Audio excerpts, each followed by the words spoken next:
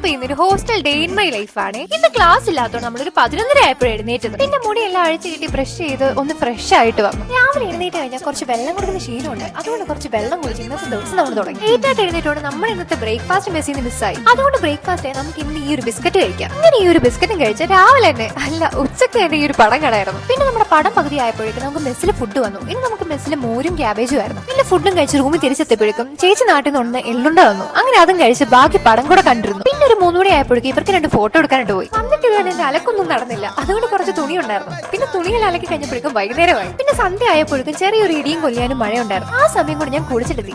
അപ്പോഴേക്കും നമുക്ക് മെസ്സിൽ ഫുഡ് വന്നു. ഇന്നെന്തോ ഒരു മഞ്ഞക്കറിയായിരുന്നു. അങ്ങനെ ഫുഡും കഴിച്ച് റൂമിലെത്തിയപ്പോഴേക്കും റെക്കോർഡ് എഴുതാനുണ്ടായിരുന്നു. അങ്ങനെ റെക്കോർഡ് എഴുതാൻ എന്റെ ആത്മാർത്ഥം കണ്ടിട്ടാന്ന് തോന്നുന്നു ആ കറണ്ട് അങ്ങ് പോയി. പിന്നെ റെക്കോർഡൊക്കെ അടച്ചു വെച്ച് കുറച്ച് മിക്സറും എടുത്ത് സിനിമ കാണാനായിട്ടിരുന്നു. ഇവിടെ പിന്നെ കവർ ഇറങ്ങിയാൽ മതിയല്ലോ. അപ്പോഴൊക്കെ എല്ലാരും വന്നു. പിന്നെ എനിക്ക് കുറച്ച് എഡിറ്റ് ചെയ്യാനും കൂടെ ഉണ്ടായിരുന്നു. അപ്പോൾ എന്തുള്ള ഗായ്സ്, ഓക്കെ ബൈ.